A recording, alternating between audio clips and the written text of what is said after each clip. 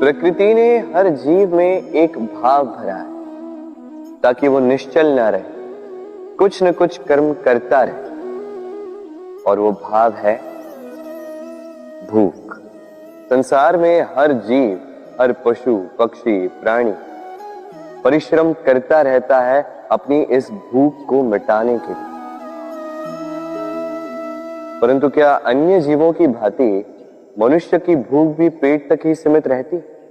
तन की भूख मिटाते मिटाते कब ये भूख मन और माया की तृष्णा में बदल जाती है पता ही नहीं चलता। और अधिकतर ये तृष्णा धन संग्रहित करने तक ही रह जाती। अपना जीवन जीना छोड़कर किसके लिए ये धन संग्रहित कर रहे हैं?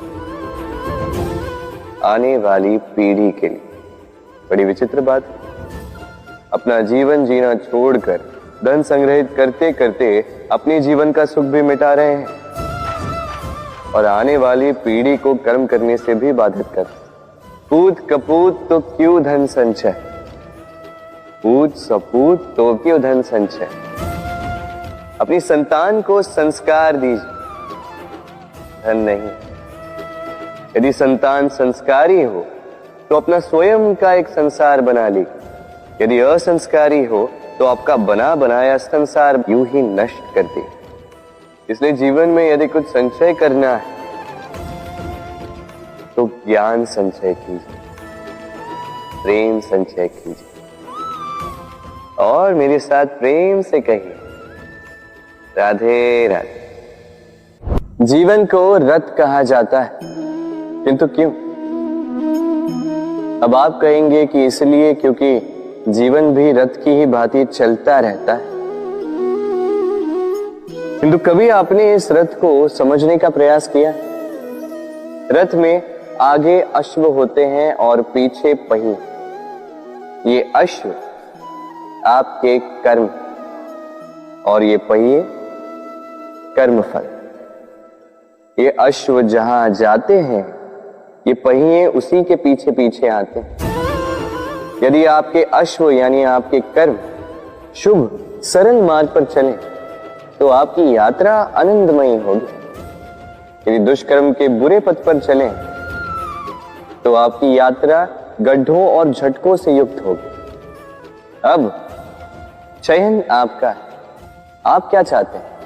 आपकी यात्रा आनंदमयी हो या पीड़ादायी? अपने कर्मों के अश्वों को नियंत्रण में रखें। फल का पहिया सदैव आपको मधुर रास ही देगा। राधे राधे। बताइए श्रेष्ठ कौन? रेशम के धागे बनाने वाला या उन धागों को बुनकर वस्त्र बनाने वाला? निश्चित रूप से वस्त्र बनाने वाला। अब बताइए श्रेष्ठ क्या है? माटी को पूरे तट पर बिखेर कर रख देने वाली बाढ़ या उस माटी को समेट कर उसी से एक मूर्ति बनाने वाला मूर्तिकार? निश्चित रूप से मूर्तिकार। अब बताइए श्रेष्ठ कौन है? देवताओं और दानवों का वो दल जिन्हें अमृत प्राप्ति के लिए इस संसार में हलाहल फैला दिया, या वो महादेव जिन्होंने इस हलाहल को सूक्ष्म करके अपने कंठ में समाहित कर लिया? निश्चित रूप से महादेव श्रेष्ठ। इसी प्रकार संसार में छोटी छोटी बातों को बड़ा करने वाले श्रेष्ठ नहीं होते, क्योंकि छोटी छोटी नोकझोंकों को द्वंद्व में परिवर्तित करना बड़ा ही सरल है। किंतु श्रेष्ठ सदैव वो होता है जो बड़े से बड़े युद्ध को समझौता बनाकर समाप्त कर दे। राधे राधे। संसार में सबसे कठिन कार्य क्या है? कोई कहेगा पर्वत पर चढ़ना, कोई कहेगा तैरना, कोई कहेगा उड़ना। किंतु क्या ये वास्तव में कठिन है? असल में देखा जाए तो बस ये थोड़े भिन्न है। जो कर्म हमारे लिए करना थोड़े भिन्न हो हम उसे कठिन समझ लेते, जैसे तैरने की कला भिन्न है।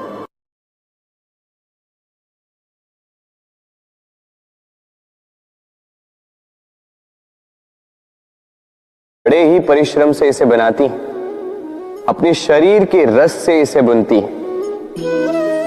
क्या आप इसका उद्देश्य जानते हैं? आखिर मकड़ी इन जालों में नन्ही कीटों को फंसाकर उन्हें अपना भोजन बना लेती है। और क्या आप ये बात जानते हैं कि एक दिन मकड़ी इन्हीं जालों में फंसकर मृत्यु को प्राप्त हो जाती है? बताइए क्या करते हैं आप इन जालों के साथ? दिखते ही हटा देते हैं इनका अस्तित्व, है ना? दूसरी ओर चिड़िया का घोंसला। चिड़िया भी बड़े परिश्रम से इसे बनाती है, किंतु यदि चिड़िया इसे छोड़कर चली भी जाए, उसके पश्चात भी लोग इसका विनाश नहीं करते। कारण क्या? कारण यह है कि इसका निर्माण जीवन के संचयन के लिए किया गया था, आखेट के लिए नहीं। स्मरण रखिएगा, जीवन में आपका परिश्रम कितना भी अधिक हो, यदि आपका लक्ष्य शुभ ना हो तो आपको भी विनाश पाना ही होगा।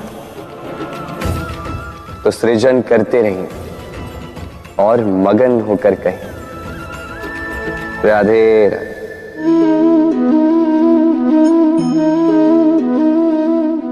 आपके विचार से मैं क्या कर रहा हूं? आप कहेंगे मैं दीपक जला रहा हूं। सही, किंतु प्रश्न ये उठता है कि क्या मैंने आपसे कहा कि ये दीपक है? नहीं। क्या इस दीपक ने स्वयं अपना परिचय आपको दिया? नहीं। फिर आपने कैसे जाना कि ये दीपक है? उत्तर है प्रकाश, जो स्वयं जलकर अंधकार में संसार को राह दिखाए, वो दीपक है। जो निराशा में आशा की ज्योत दिखाए, वो दीपक है। दूसरी ओर सर्प है, जो दिखे नहीं, बस फुफकार दे तो लोग भयभीत हो जाते हैं।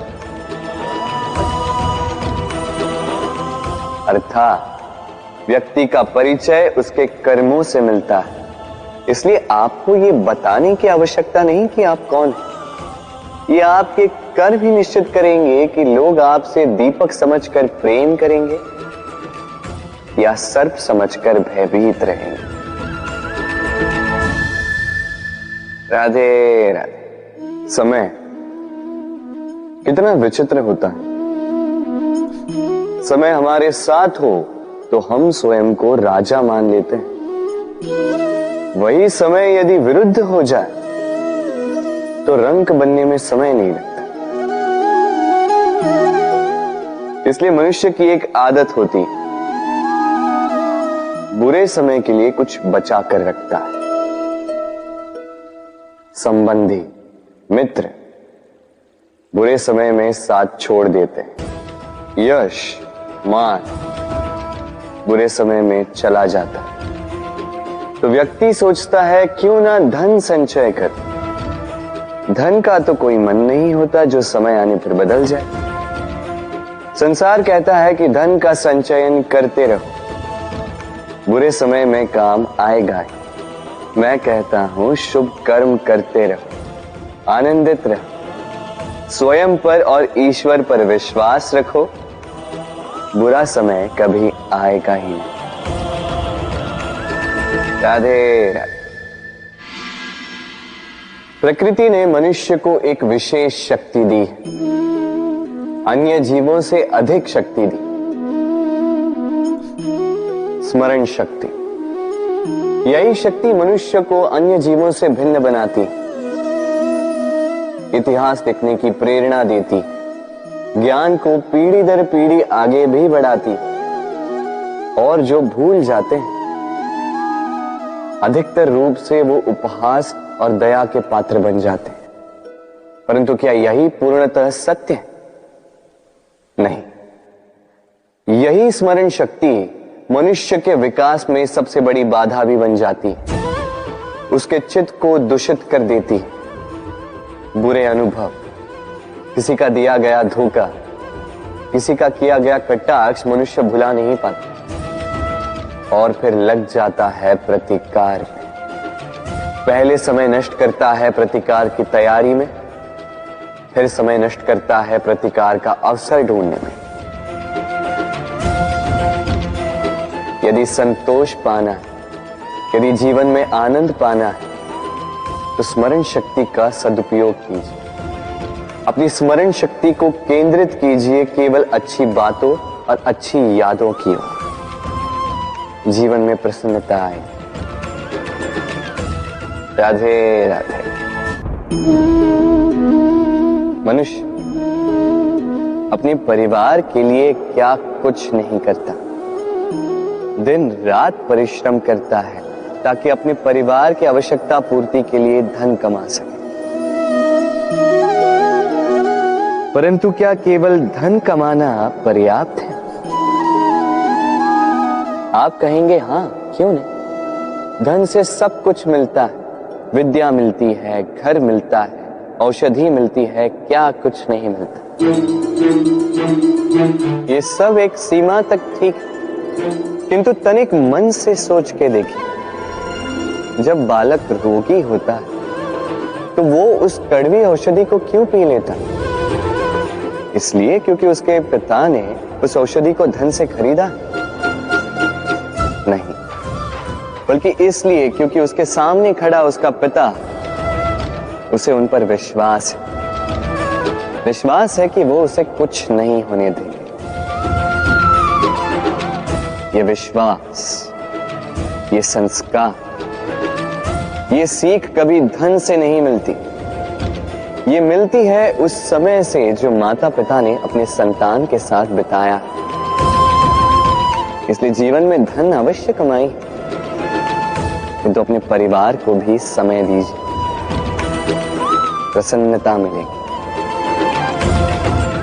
राधे राधे। मुझे बताइए, इस दीवार को तोड़ने का क्या लाभ है? यदि किसी संबंध में संदेह घर कर लेता है तो आए दिन शत्रुता की स्थिति बनी रहती है। कल कोई और कारण बन सकता है इस दीवार के पुनः बनने का।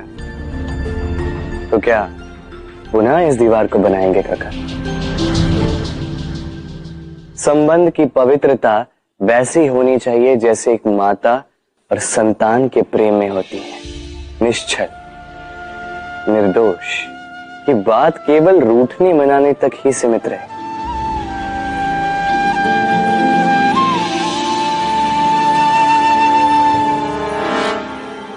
और कोई भी घुसपैठिया आकर भावों को दूषित न कर पाए। ना कोई वस्तु, ना कोई परिस्थिति, ना कोई व्यक्ति,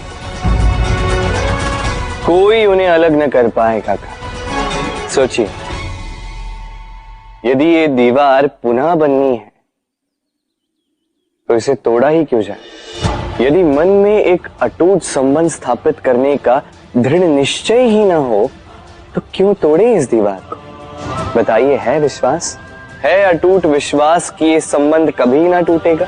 यदि है तो तोड़ दीजिए इस दीवार को, अन्यथा पति पत्नी का संबंध सबसे बड़ा संबंध माना जाता है और है भी। सप्तपदी लेकर 7 जन्मों तक दोनों एक दूसरे के साथ जुड़ जाते हैं, एक दूसरे के अर्धांग बन जाते हैं। अर्धांग अर्थात अर्ध अंग। क्या इसका महत्व आप समझ पा रहे हैं? अपना समस्त जीवन किसी के साथ बांटना। किंतु क्या संसार के सारे पति पत्नी एक दूसरे के साथ अपना समस्त जीवन बांट सकते हैं? क्या इसमें सभी सक्षम रह पाए हैं? अपना जीवन किसी और के साथ बांटने के लिए सबसे महत्वपूर्ण बात है स्वीकृति, स्वीकार करना। सामने वाले व्यक्ति को स्वीकार करना, उसकी अच्छाइयां भी, उसकी बुराइयां भी। संपूर्णतः रूप से व्यक्ति को स्वीकार करना होगा, तभी ये संबंध बढ़ेगा, तभी ये संबंध और भी सुंदर बनेगा। एक दूसरे के दोष ढूंढना, उन्हें गिनाना, ये केवल और केवल एक ही कार्य करता है, इस संबंध के जीवन का नाश करता है। बस बदले में होना ये चाहिए, एक दूसरे के दोष समझकर उन्हें आभास करवाए बिना उन्हें सुधार देना चाहिए, उनकी कमियों को उनकी शक्ति बना देनी चाहिए। यही तो होता है दाम्पत्य, यही होता है बुराइयों का दमन, और यही होता है गुणों का उदय। राधे राधे।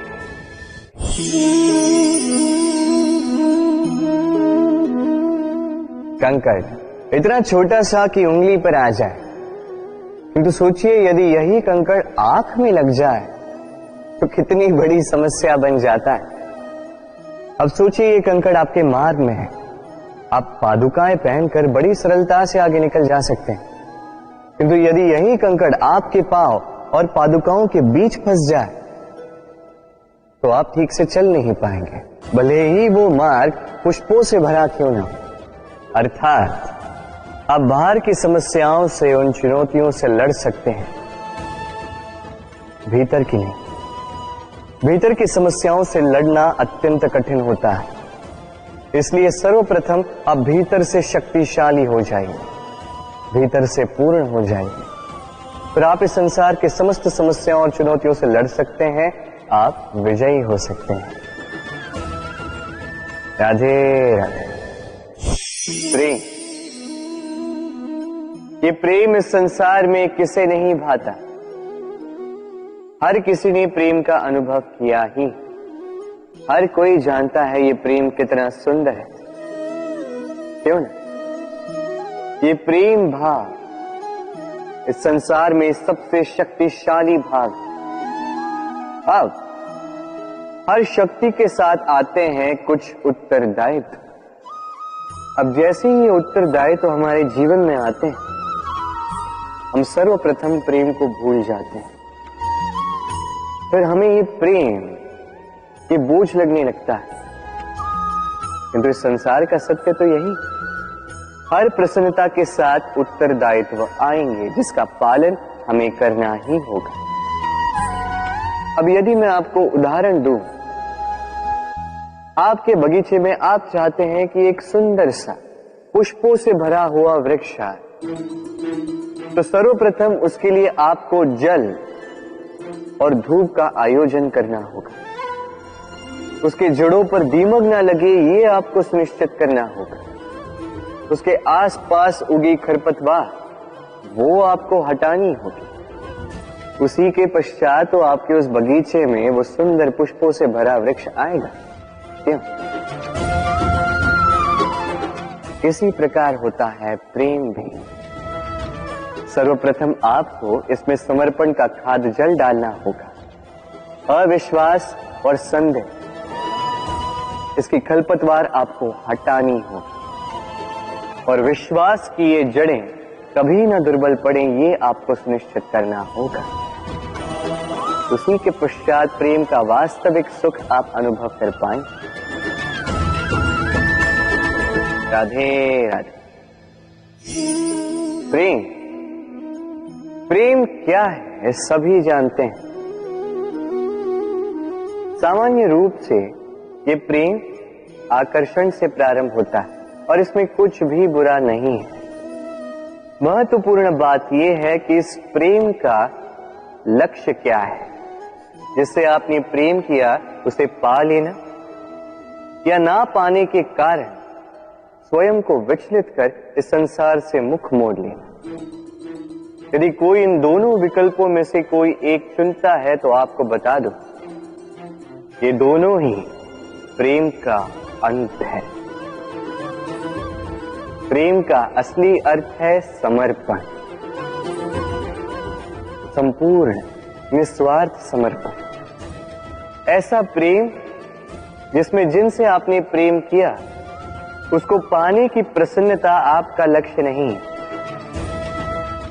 जिनसे आपने प्रेम किया उसे प्रसन्न करना आपका लक्ष्य हो। ये प्रेम ईश्वर है, किंतु यदि इस प्रेम में पूर्णतः समर्पित नहीं होंगे तो इस प्रेम में एक आकार नहीं हो पाओगे। किंतु यदि इस प्रेम में स्वयं को पूर्णतः समर्पित कर दिया तो समझो इसी प्रेम में आप ईश्वर पाओगे। राधे राधे। सम्मान, संबंध दोनों एक दूसरे के साथ ऐसे जुड़े हैं जैसे दीपक और बाती। ना कोई कम है ना कोई अधिक, दोनों का अधिकार समान होना चाहिए, जैसे पति पत्नी का संबंध। अब इसमें पति का अर्थ स्वामी नहीं, साथी। उसका कर्तव्य है साथ देना, आदेश देना नहीं। और ये संबंध सहकार से बनता है, अधिकार से नहीं। हाथ बढ़ाने से बढ़ता है, उंगली उठाने से नहीं।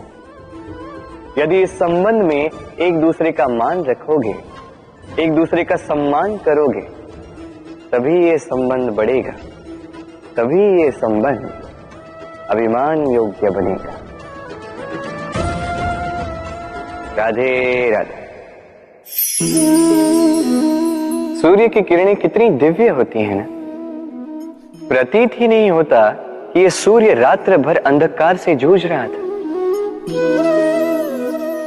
ये सूर्य प्रतिदिन उदित होता है, ये भुलाकर कि पिछली सांझ में ये डूब गया था। फिर से उदित होता है, सारे संसार को प्रकाश देता है। यही अंतर है हम में और सूर्य में। सूर्य बीती को बिसार कर आगे बढ़ता है, हम प्रतिदिन भोर में उठते हैं, वही पुरानी बातों को साथ लेकर चलते हैं, उसी कड़वाहट में स्वयं को लपेट लेते हैं। अब यही बीती बातों की श्रृंखला हमें जीवन में आगे बढ़ने ही नहीं देती। देखिए, यही जीवन है। भूल सबसे होती है, अपयश सबको मिलता है, सबकी यात्रा में असफलता लिखी है, सभी बुरे दिन देखते हैं। किंतु इन सारी बातों को भुलाकर जब जीवन में आगे बढ़ोगे, तभी तो इस संसार में, इस आकाश में सूर्य बनकर चमकोगे, तभी तो इस संसार को प्रकाश दोगे। इसलिए प्रतिदिन जागिए, एक नए जन्म के साथ, एक नए उत्साह के साथ, एक नए लक्ष्य के साथ। क्योंकि ये बीती बातें आपको पीड़ा देने के लिए नहीं, केवल शिक्षा देने के लिए होती हैं। राधे राधे। नवरात्रि का पर्व आरंभ हो चुका है और ये पर्व अत्यंत भव्य है, क्योंकि ये पर्व जगत माता से जुड़ा है। मां कितना छोटा सा शब्द है, किंतु ठीक से देखो तो समस्त संसार इसी शब्द में समा है। मां जो अपनी संतान के लिए हर संभव प्रयास करती है, कुछ भी करने के लिए सज्ज रहती है। मां जिसका सबसे बड़ा गुण निश्चलता, मन में ना कोई पूर्वाग्रह, ना कोई भेदभाव, ना कोई छल कपट, और इतनी भोली होती है मां। संतान भले ही झूठा रो दे, मां को लगता है कि कदाचित वास्तव में भूख लगी होगी। मां चाहे जन्म देने वाली हो, चाहे पालने वाली, स्वर्ग, ये स्वर्ग हमें मां के चरणों के नीचे ही प्राप्त होता है। इसी मां को हमारा शत शत प्रणाम। राधे। सहनशीलता मां का दूसरा सबसे बड़ा गुण। कहते हैं कि धरती से अधिक सहनशील और कोई नहीं। उसे खोदने के पश्चात भी धरती हमें फसल देती है, किंतु मां, ये मां धरती से कम सहनशील नहीं। तनिक सोचिए, 9 माह तक संतान को अपनी कोख में रखना, क्या ये सहनशीलता कोई पुरुष दिखा सकता? क्या ये सहनशीलता कोई पिता दिखा सकता है? स्त्री में शील भले, सहनशीलता की परिभाषा उसे मां बनने के पश्चात प्राप्त होती। स्वयं का अस्तित्व भुलाकर संतान का अस्तित्व बनाती है। शिशु की लात खाकर भी आनंद से उसे दूध पिलाती। ये होती है मां, और इसी मां जननी को हमारा शत शत प्रणाम। राधे राधे। मां का एक और सबसे महान गुण स्वयं को ढालने की अद्भुत शक्ति। जिस प्रकार एक मां स्वयं को ढाल सकती है और कोई नहीं कर सकता। मां एक महानदी की भांति है जिसकी ऊर्जा असीमित है किंतु अहंकार बिल्कुल नहीं। जिस प्रकार एक नदी ढलान के अनुरूप मुड़ जाती है, उसी प्रकार एक मां अपने संतान के अनुरूप ढल जाती है, चाहे जैसी भी परिस्थिति हो। उसके सोने के समय के अनुरूप स्वयं का सोना, उसके जागने के समय के अनुरूप स्वयं का जगना। संतान की इच्छा का भोजन वो स्वयं का मनपसंद भोजन बना लेती। ये मां का आंचल ही तो है जो धूप में छाप बनकर आता है, जो शीत में कंबल बनकर आता है। मां ऐसी होती है कि संतान की निद्रा ना टूटे, इसलिए एक करवट सोने का अभ्यास कर लेती, और इतना स्वयं को केवल वही ढाल सकती है जो संतान की ढाल बन सकती।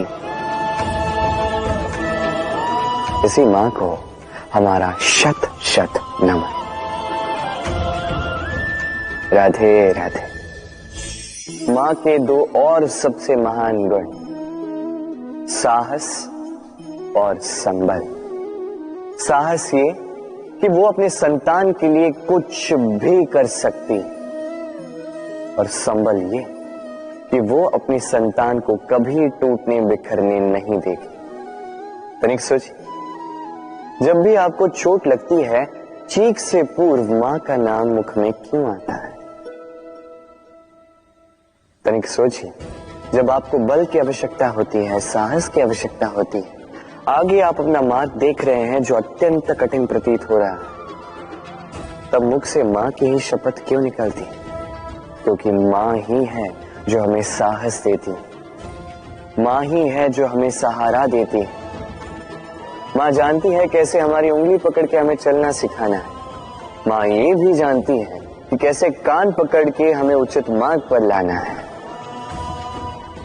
इसी साहसी मां को हमारा शत शत नमन। राधे राधे। कभी आपने सुना है हिरणी सिंह से बचने के स्थान पर उससे जाके लड़ पड़ी? हिरणी ने सिंह पर आक्रमण कर दिया। कभी सुना है? कभी नहीं। किंतु ऐसा हो सकता है, ऐसा होता भी है, और ये होता तब है जब हिरणी के शावक संकट में हो। जब उन्हें सिंह से प्राणों का संकट हो, तब हिरणी भी आके सिंह से लड़ पड़ती है, उससे भिड़ पड़ती है, क्योंकि वो मां है और मां अपनी संतान के लिए कुछ भी कर सकती है। ये ममता है, ये जितनी कोमल हो सकती है उतनी ही कठोर भी हो सकती है, और अपनी संतान के हित के लिए वो क्रोध की पराकाष्ठा पार करते हुए अपनी संतान की सुरक्षा करके ही रहेगी। और इसीलिए तो मां संतान के जीवन की सबसे बड़ी ढाल कहलाती। इसी मां को हमारा शत शत नमन। राधे राधे। करुणा, करुणा वो भाव है जिससे संसार के सारे भाव जन्म लेते हैं, और ये समस्त संसार ये मां से जन्म लेता है। मां वो व्यक्ति है जो करुणा का सागर है। संतान को देखकर ही समझ जाती है कि उसकी विडंबना क्या है, उसकी आवश्यकता क्या है। संतान के नेत्रों में यदि अश्रु दिखे, वो देखकर ही समझ जाती है कि उसके शरीर के कौन से भाग में उसे चोट लगी है।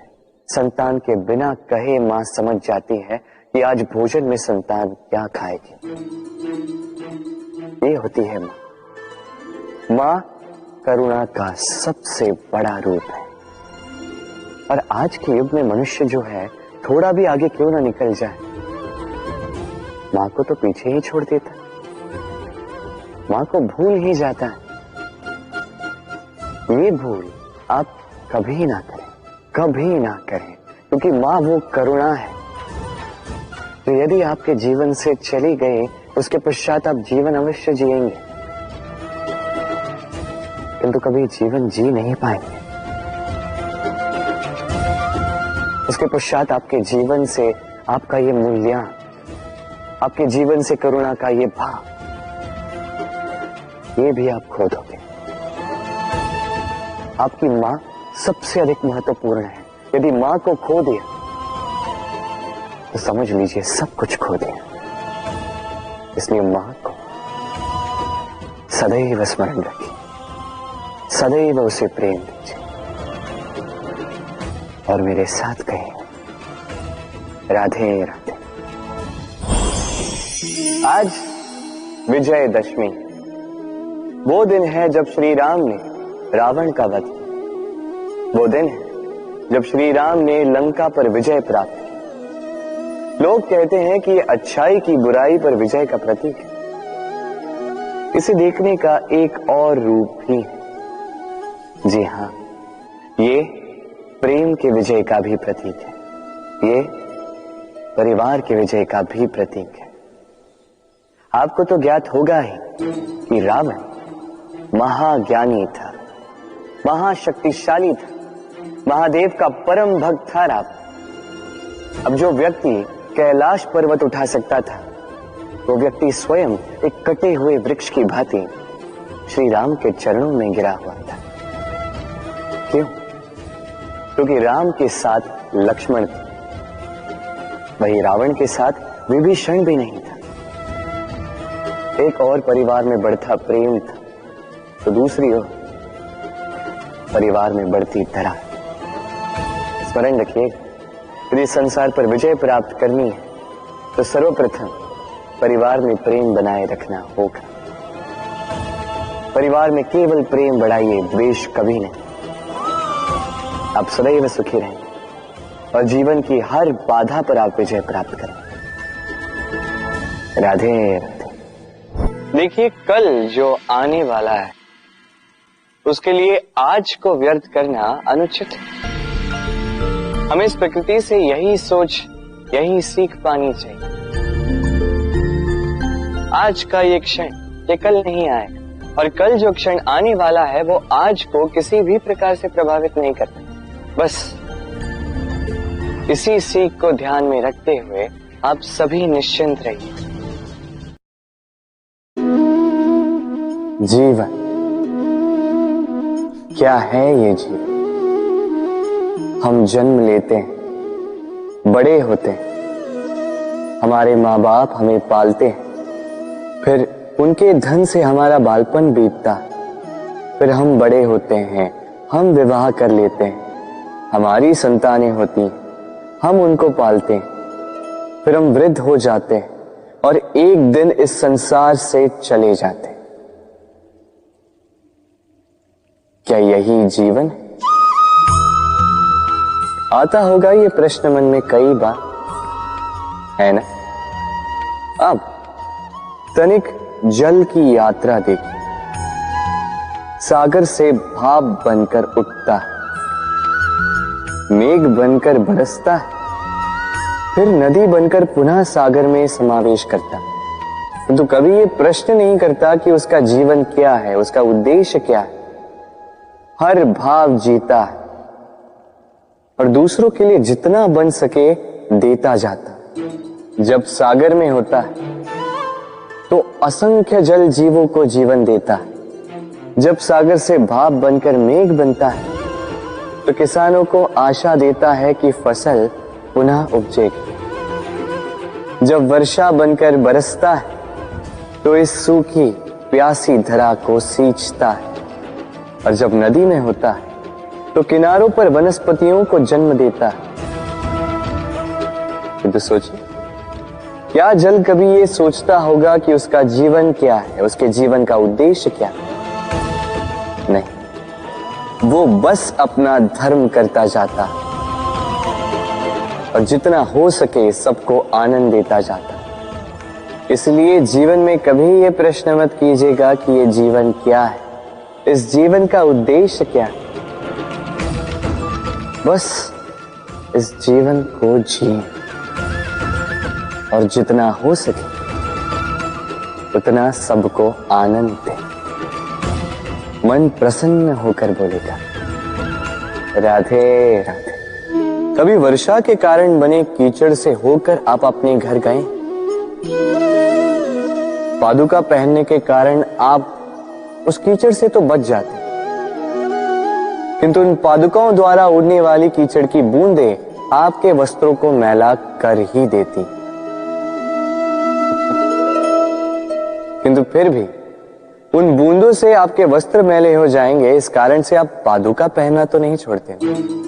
इसी प्रकार जीवन में कुछ ऐसे लोग भी आते हैं पादुका की भांति, जो आपको कीचड़ से तो बचा लेते हैं, किंतु वस्त्र रूपी आपके मन पर शंका के दाग लगा ही जाते हैं।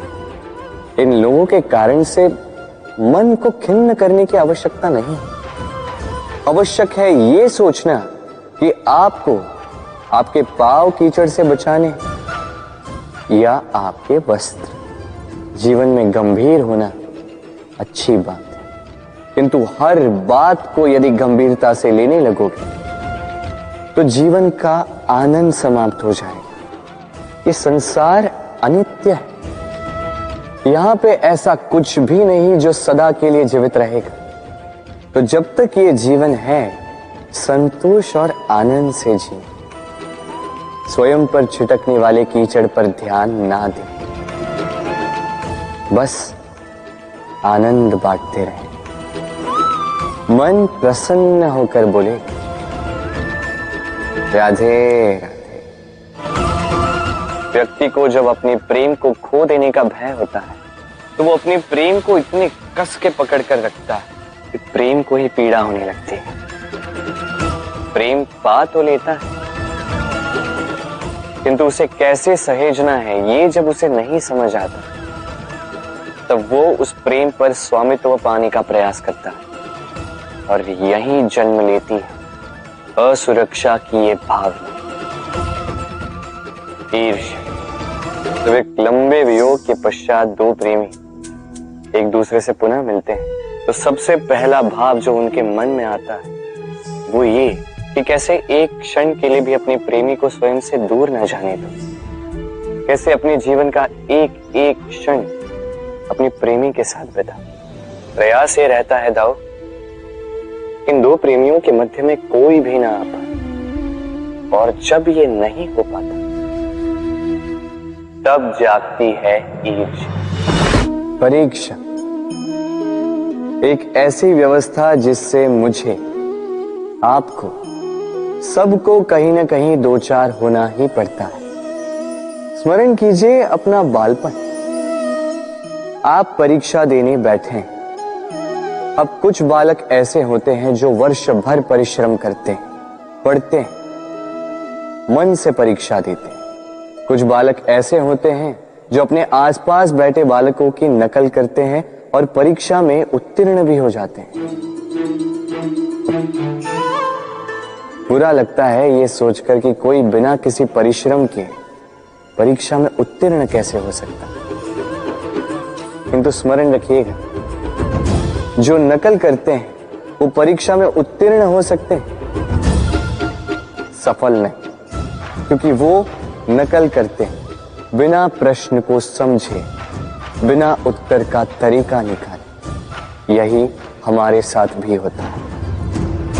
हम हमारे जीवन में दूसरों को देखते हैं, उनकी नकल करते हैं, उनकी भांति बनने का प्रयास करते हैं, किंतु ना हमारे जीवन में सफलता आती है, ना आनंद आता है। क्यों? क्योंकि हम एक विशेष बात भूल जाते हैं कि प्रत्येक मनुष्य का व्यक्तित्व भिन्न होता है। आप दूसरों की नकल करके अपना जीवन व्यतीत कर सकते हैं, किंतु यदि अपने जीवन में सफलता लानी, यदि अपने जीवन में आनंद लाना है, तो स्मरण रखिए, स्वयं के प्रश्नों का उत्तर जीवन में स्वयं को ही खोजना होगा। राधे राधे। मनुष्य को जब सफलता मिलती है, तब उसमें जागता है अहंकार, और ऐसे में मनुष्य अक्सर एक बात भूल जाता है, झुकना। सोचता है कि मैं किसी के समक्ष क्यों झुकूं? और ऐसा इसलिए होता है क्योंकि मनुष्य एक महत्वपूर्ण बात भूल जाता है। इस संसार में, इस जीवन में उसने जो भी प्राप्त किया है, झुक कर प्राप्त किया। बालपन में चलना सीखा तो इस धरा पर झुककर, गिरकर। बड़ों का आशीष लिया तो झुककर। किसान को फसल काटने के लिए झुकना पड़ता, कुएं से पानी निकालने के लिए पात्र को झुकना पड़ता है। भगवान से आशीर्वाद प्राप्त करने के लिए उनके समक्ष झुकना पड़ता है। आंधियों में वृक्ष सुरक्षित कैसे रहते? झुककर। सम्मान कैसे पाया जाता है? झुककर। किसी के समक्ष झुकने का अर्थ स्वयं का आत्मसम्मान खो देना नहीं, उसका अर्थ होता है विनम्रता। हम मनुष्य हैं और इस आकाश की ऊंचाइयों तक पहुंचने के लिए हमें किसी पक्षी की भांति पंखों की आवश्यकता नहीं। बस जितना झुकेंगे उतना ही ऊपर उठेंगे। राधे राधे। आप इस संसार में ऐसे कई लोगों को जानते होंगे जिन्हें आप स्वार्थी मानते हैं, जो आवश्यकता पड़ने पर ही आपको स्मरण करते हैं, अन्यथा वर्षों तक कहीं दिखाई भी नहीं देते, किंतु जैसे ही उनकी आपके सहायता की आवश्यकता पड़ती है, हाथ जोड़कर आपके सामने सज्ज रहते। बड़ा क्रोध आता है ना इनको, मन खिन्न हो जाता है, मन से ये स्वर निकलता है कि इस व्यक्ति की सहायता न करें। किंतु ऐसा कभी मत कीजिए। आप सोचेंगे क्यों कह रहा हूं मैं ऐसा? स्मरण रखिएगा, दीपक का स्मरण व्यक्ति केवल तभी करता है जब अंधकार गहरा हो जाता है। उसे स्वार्थी मानकर स्वयं व्याकुल ना हो, स्वयं को दीपक मानकर आनंदित होइए। भाग्यवान समझिए खुद को कि किसी को आवश्यकता पड़ने पर आपकी याद आए, कि आप इस संसार में किसी की सहायता करने योग्य हैं। इस जीवन में किसी के स्वार्थी होने से स्वयं का दृष्टिकोण न बदले। बस ये दृष्टि रखिए,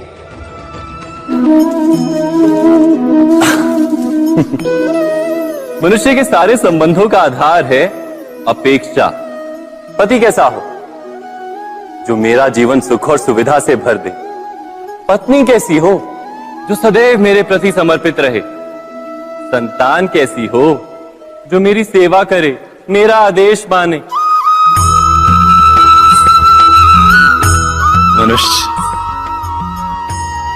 मनुष्य उसी को प्रेम भी कर पाता है जो उसकी अपेक्षा पूर्ण करता है, और अपेक्षा की तो नियति है भंग होना।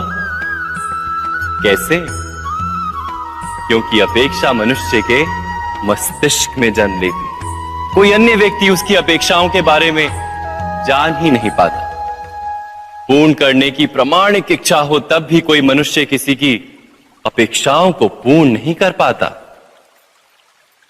और वहां से जन्म लेता है संघर्ष। सारे संबंध संघर्ष में परिवर्तित हो जाते। पर मनुष्य अपेक्षा को संबंध का आधार ना बनाए और स्वीकार करे केवल संबंध का आधार, तो क्या ये जीवन स्वयमेव सुख और शांति से नहीं भर जाएगा? स्वयं विचार कीजिएगा।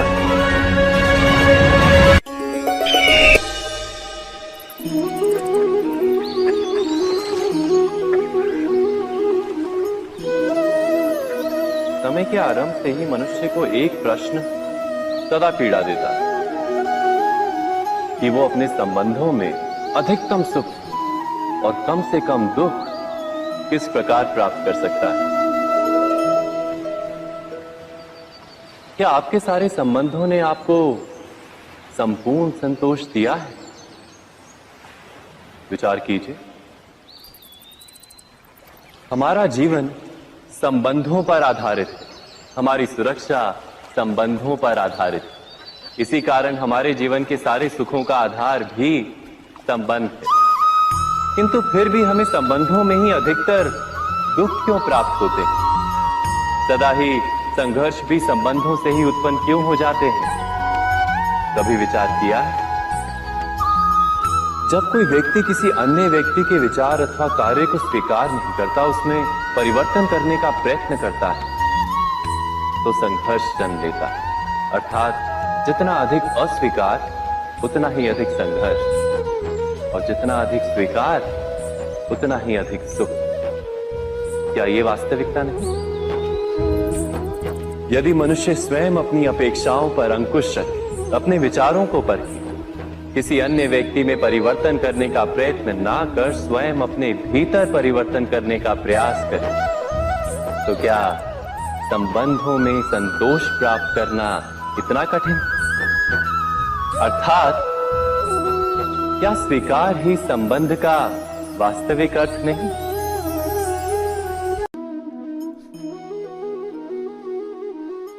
जगत में प्रत्येक व्यक्ति को किसी ना किसी प्रकार की निर्बलता अवश्य होती। जैसे कोई बहुत तेजी से दौड़ नहीं पाता तो कोई अधिक भार नहीं उठा पाता, कोई असाध्य रोग से पीड़ित रहता है तो कोई पढ़े हुए पाठों को स्मरण में नहीं रख पाता। ऐसे अनेकों उदाहरण और भी हैं। क्या आप किसी ऐसे व्यक्ति को जानते हैं जिसे सब कुछ प्राप्त हो और हम जीवन की उस एक निर्बलता को जीवन का केंद्र मानकर जीते हैं? इस कारणवश हृदय में दुख और असंतोष रहता है सदा। निर्बलता मनुष्य को जन्म से अथवा संजोग से प्राप्त होती, किंतु उस निर्बलता को मनुष्य का मन अपनी मर्यादा बना लेता है। किंतु कुछ व्यक्ति ऐसे भी होते हैं जो अपने पुरुषार्थ और श्रम से उस निर्बलता को पराजित कर देते हैं। क्या भेद है उनमें और अन्य लोगों में? क्या आपने कभी विचार किया है? सरल सा उत्तर है इसका। जो व्यक्ति निर्बलता से पराजित नहीं होता, जो पुरुषार्थ करने का साहस रखता है हृदय में, वो निर्बलता को पार कर जाता है। अर्थात निर्बलता अवश्य ईश्वर देता है, किंतु मर्यादा मनुष्य का मन ही निर्मित करता है। स्वयं विचार कीजिए।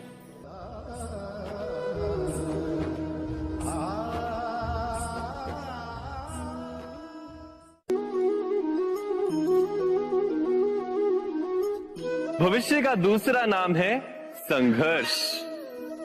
हृदय में आज इच्छा होती है और यदि पूर्ण नहीं हो पाती तो हृदय भविष्य की योजना बनाता है। भविष्य में इच्छा पूर्ण होगी ऐसी कल्पना करता रहता है, किंतु जीवन ना तो भविष्य में है ना अतीत में। जीवन तो इस क्षण का नाम, अर्थात इस क्षण का अनुभव ही जीवन का अनुभव। पर हम ये जानते हुए भी इतना सा सत्य समझ नहीं पाते। या तो हम बीते हुए समय के स्मरणों को घेर कर बैठे रहते हैं, या फिर आने वाले समय के लिए हम योजनाएं बनाते रहते हैं, और जीवन जीवन बीत जाता है। एक सत्य यदि हम हृदय में उतार लें कि ना हम भविष्य देख सकते हैं, ना ही भविष्य निर्मित कर सकते। हम तो केवल धैर्य और साहस के साथ भविष्य को आलिंगन दे सकते, स्वागत कर सकते हैं भविष्य का। तो क्या जीवन का हर पल जीवन से नहीं भर जाएगा? स्वयं विचार कीजिए।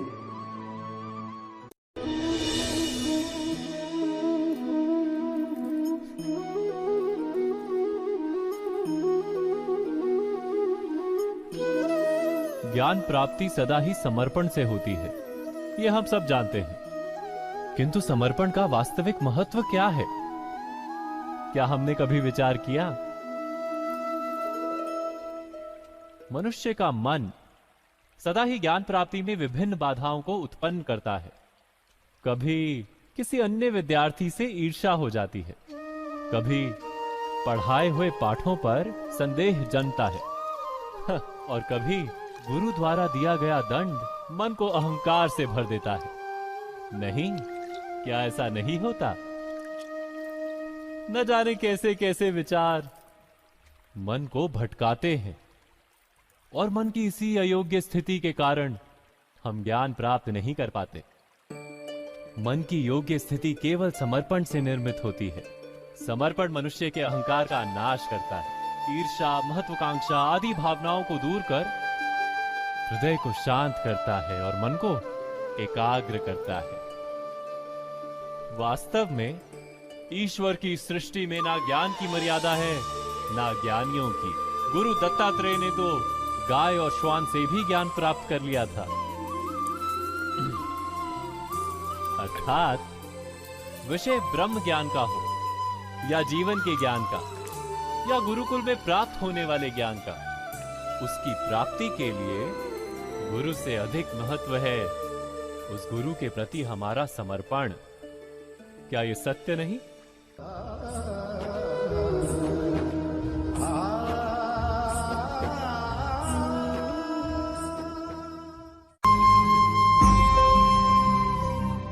प्रत्येक मनुष्य के जीवन में ऐसा क्षण अवश्य आता है जब सारे स्वप्न, सारी आशाएं, सारे दृश्य ध्वस्त हो जाते हैं।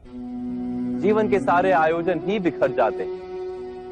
एक और धर्म होता है और दूसरी ओर सुख। इसी को धर्म संकट कहते हैं। जब धर्म का वहन ही संकट हो और धर्म का त्याग ही सुख हो। विचार कीजिए, कभी किसी स्वजन के विरुद्ध सत्य बोलने का अवसर प्राप्त हो जाता है, कभी ठीक दरिद्रता के समय सरलता से चोरी करने का मार्ग प्राप्त हो जाता है, कभी किसी शक्तिशाली राजनेता या राजा के कर्मचारी का अधर्म प्रकट हो जाता है। सबके जीवन में ऐसी घटना बनती ही रहती है। अधिकतर लोग ऐसे किसी क्षण को धर्म संकट के रूप में जान ही नहीं पाते। हमें किसी प्रकार के संघर्ष का अनुभव ही नहीं होता। सहजता से सुख की ओर खींचे चले जाते हैं, जैसे मक्खी गुड़ की ओर खींची चली जाती। वास्तव में धर्म संकट का क्षण ईश्वर के निकट जाने का क्षण होता है। यदि हम संघर्षों से भयभीत ना हो, सुख की ओर आकर्षित ना हो, अपने धर्म पर दृढ़ रहे, तो ईश्वर का साक्षात्कार दूर नहीं।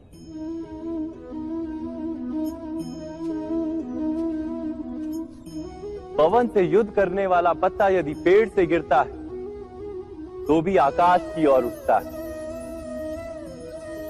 पवन से झुकने वाली घास वहीं भूमि पर रह जाती। अर्थात धर्म संकट से यदि हम संकट को ही टाल दें तो सुख तो मिलता है, जीवन बढ़ता है, किंतु क्या चरित्र नहीं टूटता? क्या आत्मा दरिद्र नहीं हो जाती? क्या ईश्वर से अंतर नहीं हो जाता? स्वयं विचार की। दो व्यक्ति जब निकट आते हैं तो एक दूसरे के लिए सीमाएं और मर्यादाएं निर्मित करने का प्रयत्न अवश्य करते हैं। हम यदि सारे संबंधों पर विचार करें तो देखेंगे कि इन सारे संबंधों का आधार यही सीमाएं हैं जो हम दूसरों के लिए निर्मित करते हैं। और यदि अनजाने में भी कोई अन्य व्यक्ति इन सीमाओं को तोड़ता है तो उसी क्षण हमारा हृदय क्रोध से भर जाता है। इन सीमाओं का वास्तविक रूप क्या है? क्या हमने कभी विचार किया? सीमाओं के द्वारा हम दूसरे व्यक्ति को निर्णय करने की अनुमति नहीं देते, अपना निर्णय उस व्यक्ति पर थोपते, अर्थात किसी की स्वतंत्रता का अस्वीकार करते हैं। और जब स्वतंत्रता का अस्वीकार किया जाता है तो उसका हृदय दुख से भर जाता है, और जब वो सीमाओं को तोड़ता है तो हमारा हृदय क्रोध से भर जाता है। क्या ऐसा नहीं होता?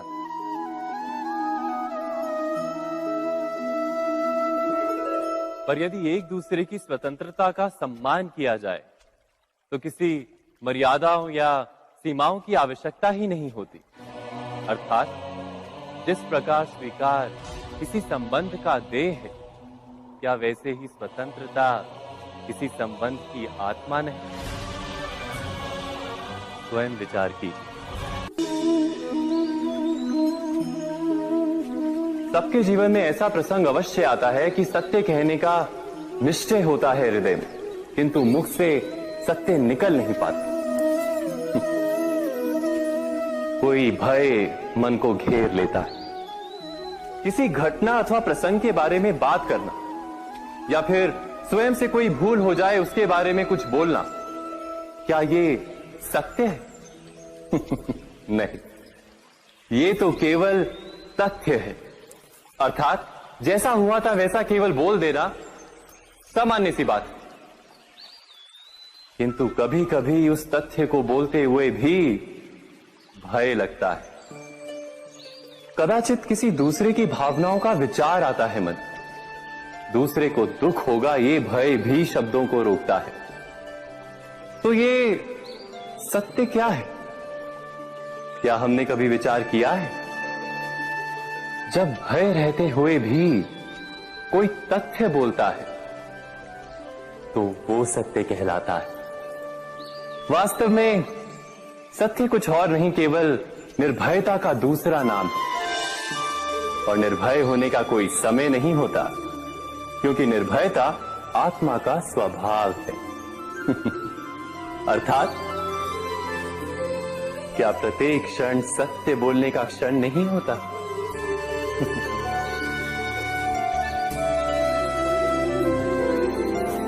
स्वयं विचार कीजिए।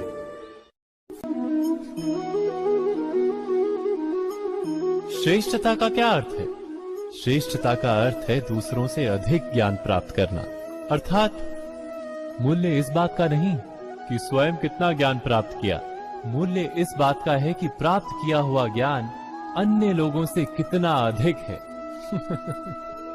अर्थात श्रेष्ठता की इच्छा ज्ञान प्राप्ति को भी एक स्पर्धा बना देती है।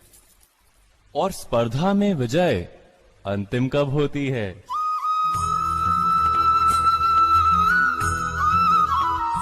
कुछ समय के लिए तो श्रेष्ठ बना जा सकता है, किंतु सदा के लिए कोई श्रेष्ठ नहीं रह पाता। फिर वही असंतोष, पीड़ा और संघर्ष जन्म लेता है। किंतु श्रेष्ठ बनने के बदले यदि उत्तम बनने का प्रयत्न करें तो क्या होगा?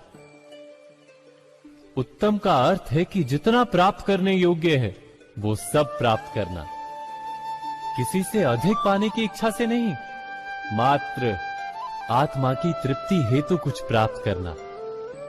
उत्तम के मार्ग पर किसी अन्य से स्पर्धा नहीं होती, स्वयं अपने आप से स्पर्धा होती है। अर्थात उत्तम बनने का प्रयत्न करने वाले को देर अबेर सारा ज्ञान प्राप्त हो जाता है, बिना प्रयत्न के ही वो श्रेष्ठ बन जाता है।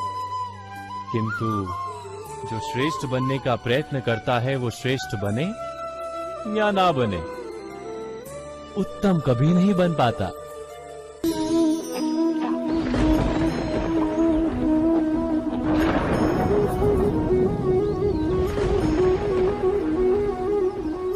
सपनों और पूर्वाभासों के आधार पर हम भविष्य के सुख दुख की कल्पना करते हैं। भविष्य के दुख का कारण दूर करने के लिए हम आज योजना बनाते हैं। किंतु कल के संकट को आज निर्मूल करने से हमें लाभ मिलता है या हानि पहुंचती है, ये प्रश्न हम कभी नहीं करते। सत्य तो ये है कि संकट और उसका निवारण साथ जनते हैं, व्यक्ति के लिए भी और सृष्टि के लिए भी। नहीं, आप अपने भूतकाल का स्मरण कीजिए, इतिहास को देखिए, आप तुरंत ही ये जान पाएंगे कि जब जब संकट आता है तब तब उसका निवारण करने वाली शक्ति भी जन्म लेती है। यही तो जगत का चलन है। वस्तुतः संकट ही शक्ति के जन्म का कारण है। प्रत्येक व्यक्ति जब संकट से निकलता है तो एक पद आगे बढ़ा होता है, अधिक चमकता है, आत्मविश्वास से अधिक भरा होता है, न केवल अपने लिए अपितु विश्व के लिए भी। क्या ये सत्य नहीं? वास्तव में संकट का जन्म है एक अवसर का जन्म, अपने आप को बदलने का, अपने विचारों को ऊंचाई पर करने का अवसर, अपनी आत्मा को बलवान और ज्ञान मंडित बनाने का अवसर। जो ये कर पाता है उसे कोई संकट नहीं होता, किंतु जो ये नहीं कर पाता वो तो स्वयं एक संकट है विश्व के लिए। विचार कीजिए। राधे।